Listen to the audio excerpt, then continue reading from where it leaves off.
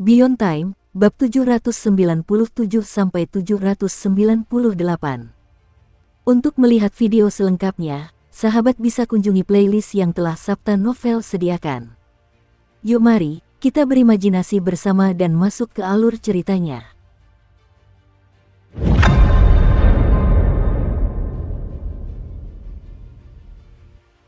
Saat suara kepala sekolah dari Sekolah Penggabungan Ilahi terus bergema, sosoknya bangkit dari platform Dao.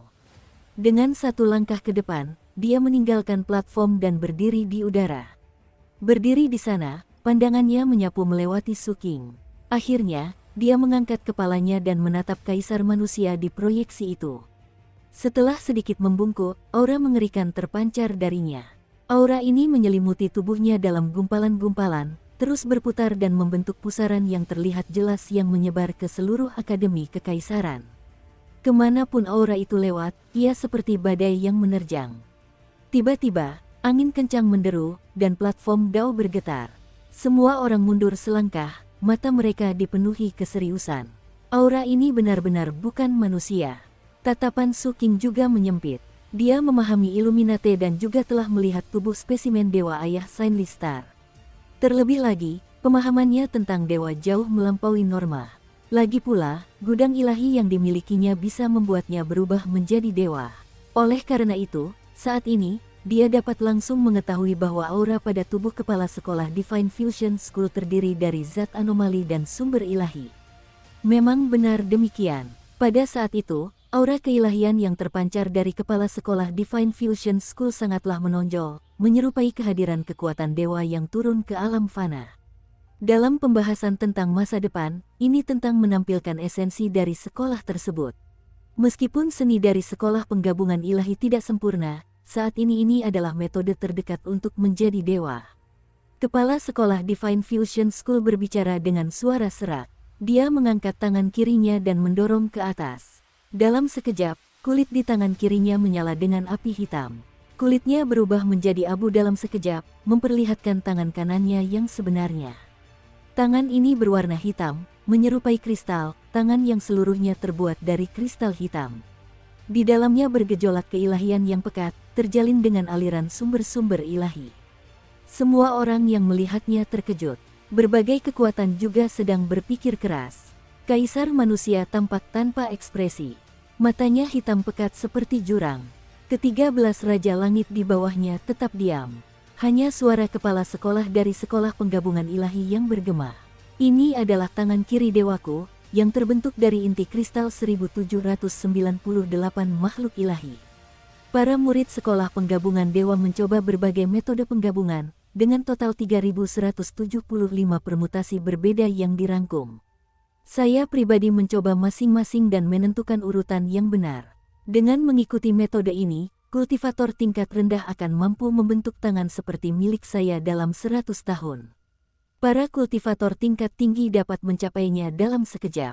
Kepala sekolah Divine Fusion berbicara dengan lembut. Setelah selesai berbicara, dia juga mengangkat tangan kanannya. Kulit di tangan itu seketika menghilang dan sebuah tangan kanan dewa yang sama sekali berbeda dari tangan kirinya muncul di hadapan semua orang. Tangan kanan ini berwarna merah keunguan dan menggeliat. Setelah diamati lebih dekat, terlihat bahwa yang membentuk tangan kanan ini adalah nematoda berwarna ungu. Setiap nematoda memancarkan fluktuasi kekuatan ilahi, yang saling terkait erat. Intensitas fluktuasi ini mengguncang Akademi Kekaisaran, menyebabkan lonjakan zat anomali, menyelimuti segala sesuatu dalam sensasi kabur. Langit tiba-tiba menjadi gelap, kilat menyambar dan guntur bergemuruh, menggema di seluruh dunia.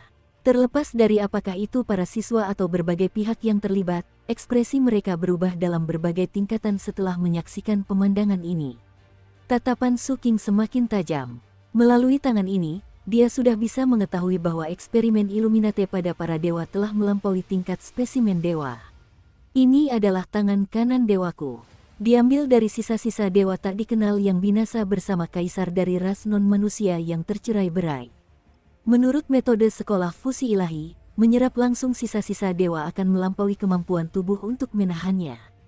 Oleh karena itu, diperlukan keseimbangan. Langkah pertama adalah tangan kiri, yang harus diselesaikan sebelum saya mencoba tangan kanan. Metode pastinya tercatat dalam catatan Divine Fusion. Kepala sekolah dari Sekolah Penggabungan Ilahi menjelaskan secara rinci. Seolah-olah dalam pemahamannya, tubuhnya saat ini bukan miliknya tetapi hanyalah sebuah komoditas. Dia tampak seperti seorang pemilik toko, sedang memamerkan barang dagangannya kepada seorang pembeli. Dan tubuhku, kepala sekolah Divine Fusion naik lebih tinggi ke langit. Dia meletakkan tangannya di jubahnya dan tiba-tiba melepaskannya. Di tengah suara robekan, jubahnya terkoyak, memperlihatkan tubuh yang tampak menyeramkan. Tubuh ini tersusun dari sejumlah besar material ilahi. Di beberapa tempat terdapat tulang yang tumbuh, beberapa berbulu, beberapa dipenuhi sisik, beberapa seperti kristal, dan beberapa memiliki nematoda dan serangga dengan berbagai bentuk. Setiap bagian memancarkan fluktuasi ilahi yang padat. Dari kejauhan, tampak seolah-olah seseorang telah menumpahkan palet warna ke atas kanvas, mencampur warna-warna tersebut secara kasar untuk menciptakan susunan yang kacau. Beberapa area terpisah dengan jelas seperti jahitan, sementara yang lain menyatu dengan mulus.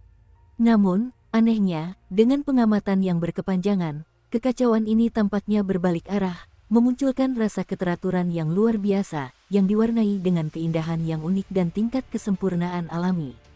Seolah-olah ini adalah karya sempurna dari Sang Pencipta. Aura itu meledak dengan dahsyat di tengah keterzenjingan semua orang. Saat angin dan awan berhembus kencang, lingkungan sekitar menjadi semakin kabur dan zat-zat anomali tumbuh dengan dahsyat. Akademi Kekaisaran sebenarnya menunjukkan tanda-tanda berubah menjadi zona terlarang. Adegan ini mengguncang dunia. Kaisar manusia sedikit mencondongkan tubuh ke depan dan melihat lebih dekat. Para raja langit di bawahnya juga memiliki tatapan yang aneh. Ekspresi Su King juga tampak serius. Ini karena dia bisa merasakan emosi hasrat dari bayangan itu. Wanginya, makanlah, jangan berani-berani. Satu-satunya hal yang tidak sesuai dengan tubuh ini adalah letak jantung di dadanya, area itu cekung dan tidak ada jantung. Tubuh ini terbentuk dari 9.785 jenis material ilahi. Urutan fusi harus tepat, atau tubuh akan runtuh. Setelah bertahun-tahun melakukan eksperimen, akhirnya saya menemukan urutan yang tepat. Ada juga pengganti tingkat rendah yang tercatat dalam catatan sekolah saya. Sedangkan untuk jantungnya, Anda bisa lihat bahwa jantung itu hilang.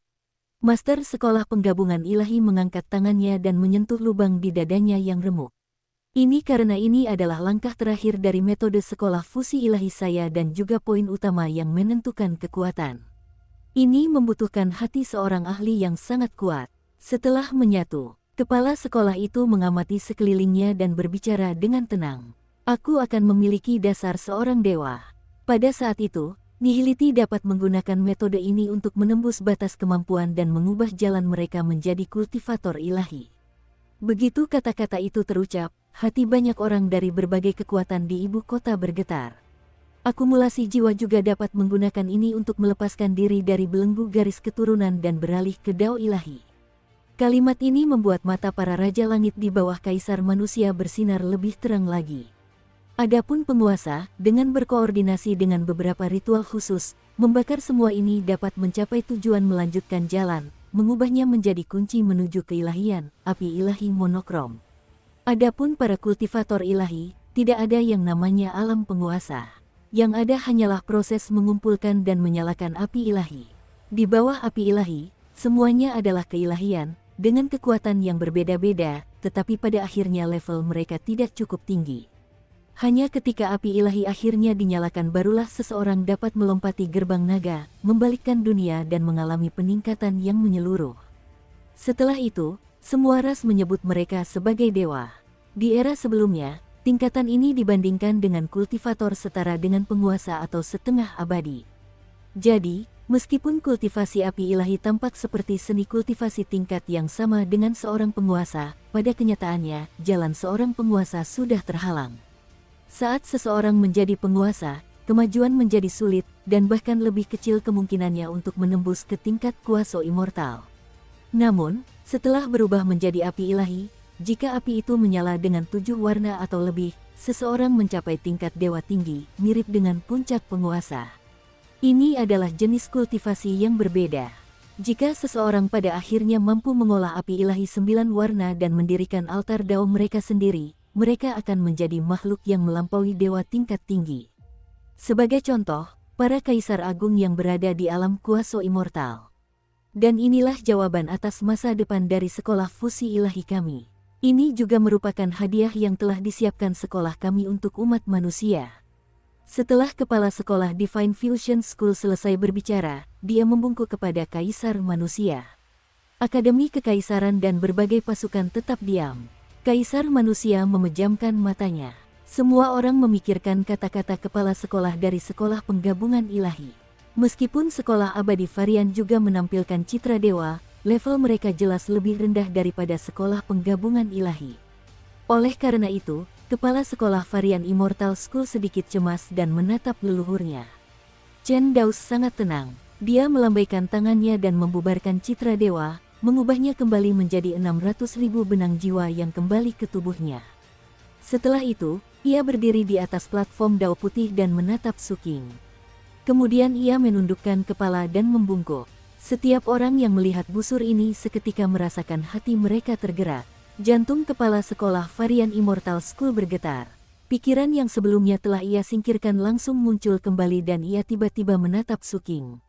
Apakah dia, kepala sekolah, pangeran ketiga, dan semua siswa di sini sedang berpikir keras? Sebuah firasat yang luar biasa tiba-tiba muncul di benak mereka. Mungkinkah berbagai kekuatan di luar juga dengan cepat menekan pikiran mereka tentang sekolah penggabungan ilahi? Tatapan dan persepsi mereka kemudian kembali tertuju pada Su King. Di tengah kesatuan pikiran semua orang, Su King perlahan berdiri dari mimbar dao.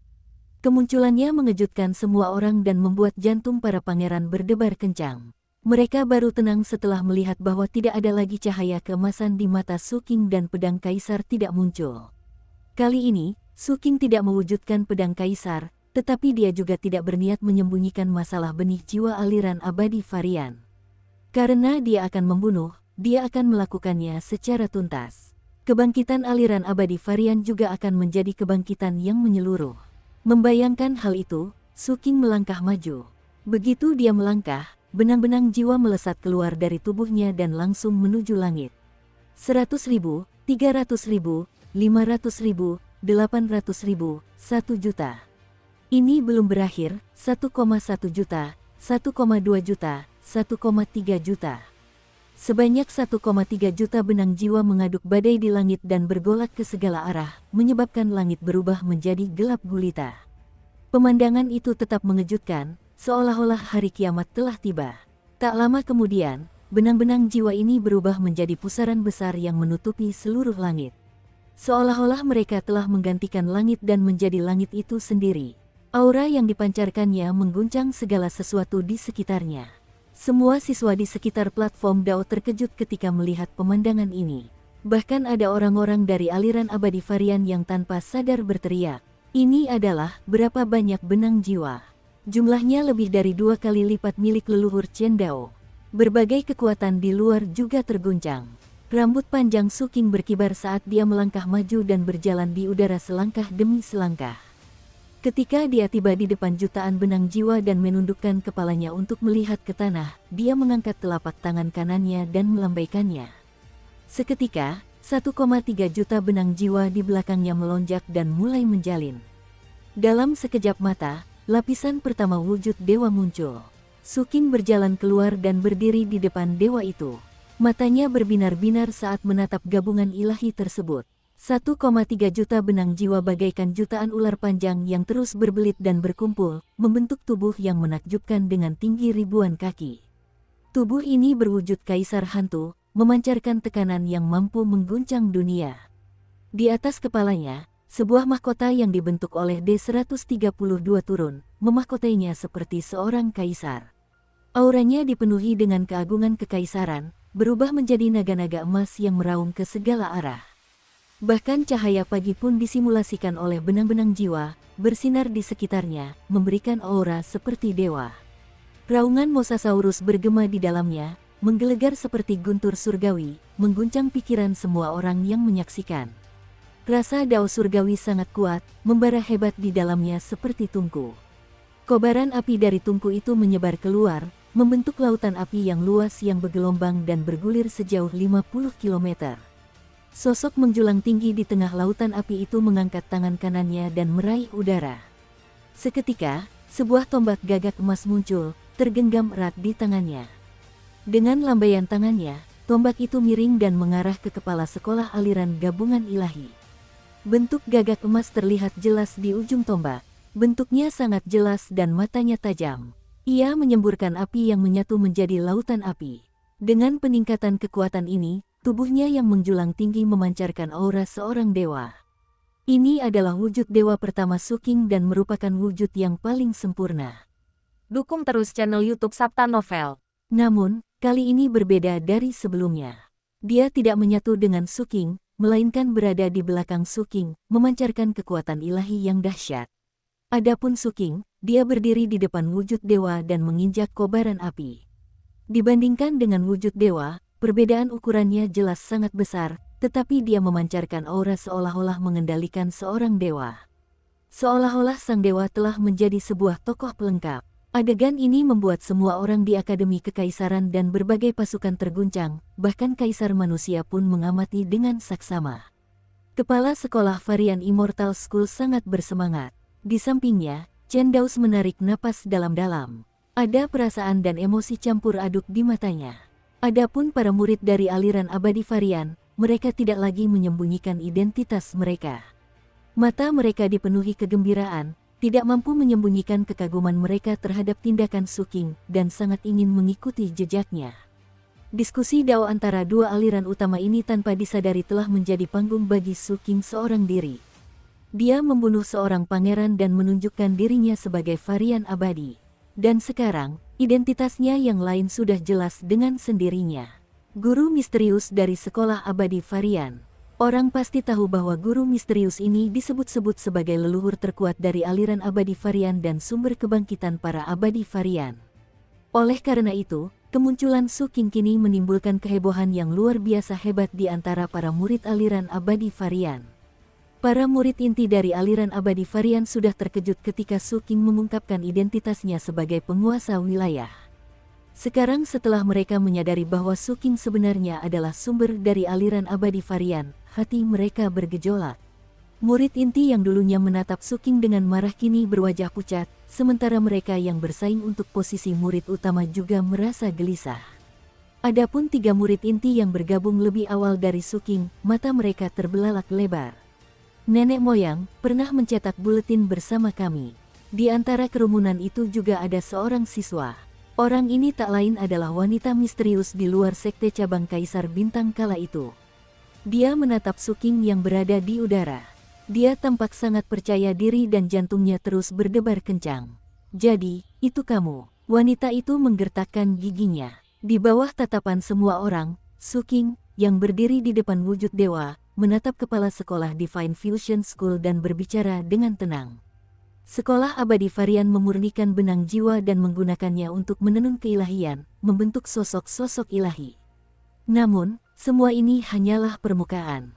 Kegunaan terbesar dari aliran abadi Varian adalah untuk mengubah sumber ilahi menjadi kekuatan untuk menembus batas.